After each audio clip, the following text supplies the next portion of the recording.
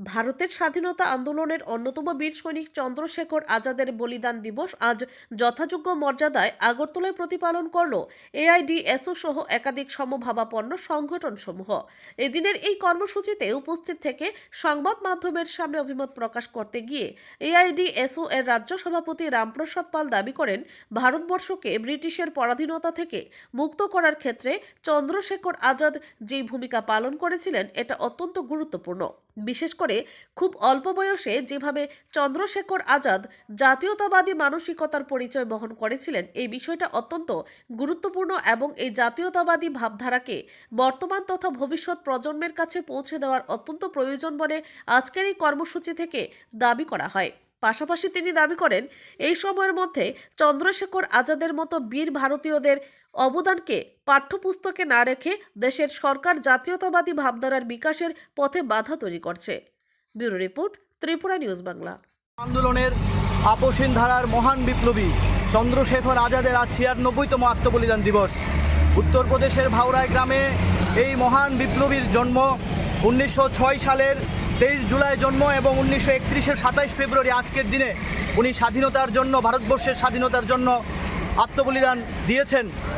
আজকের যে এই মহান দিনটি প্রতিটি ভারতবাসীর কাছে একটা গৌরবের দিন। আজকের এই দিনে ছাত্র সংগঠন এআইডিএসও, ডিআইও এবং এমএসএস যৌথভাবে সারা ভারতবর্ষে এই মহান বিপ্লবীকে আমরা স্মরণ করছি। উনার যে অসম সাহসিকতা, দেশপ্রেম, স্বাধীনতার জন্য যে উনার যে ব্যথা বেদনা, দেশকে পরাধীন থেকে মুক্ত করার জন্য, এবং যে দেশের সাধারণ মানুষ কর্তৃক মানুষের যে শোষণ তা দূর করার জন্য এবং সমাজতন্ত্রের প্রতিও উনি আকৃষ্ট ছিলেন।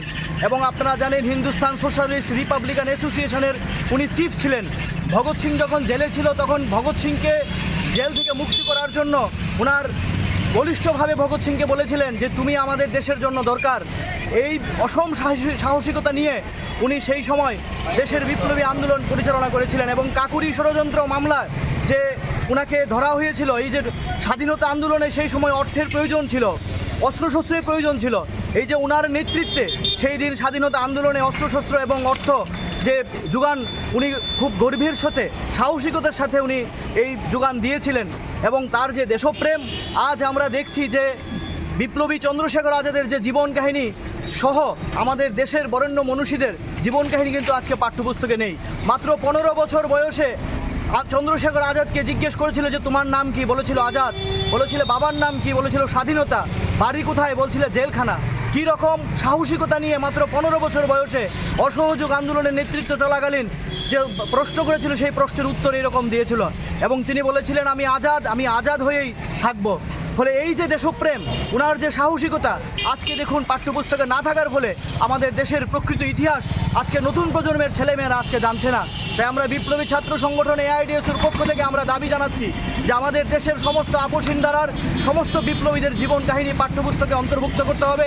ক্ষুদিরাম, ভগৎ সিং, নেতাজির জীবন কাহিনী আজকে ছাত্র যুব সমাজের মধ্যে আনতে হবে।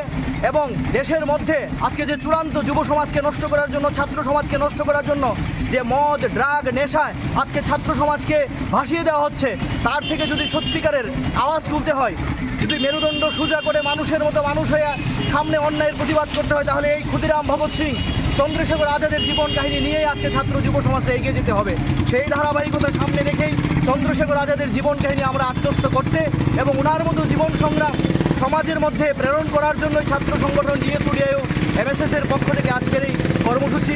আমরা এই কর্মসূচির মাধ্যমে আমরা চন্দ্রশেখর আজাদের বেজ আমরা সমস্ত জনসাধারণের মধ্যে পড়িয়ে দেব। আমরা চাই আজকের দিনে সবাই চন্দ্রশেখর আজাদের যে জীবন সংগ্রাম সেটা আত্মস্থ করুক, তার সম্পর্কে জানুক, এই আকাঙ্ক্ষা রেখেই আজকে আমাদের এই কর্মসূচি। আমি রামপ্রসাদ আচার্য, রাজ্য সভাপতি এআইডিএসও।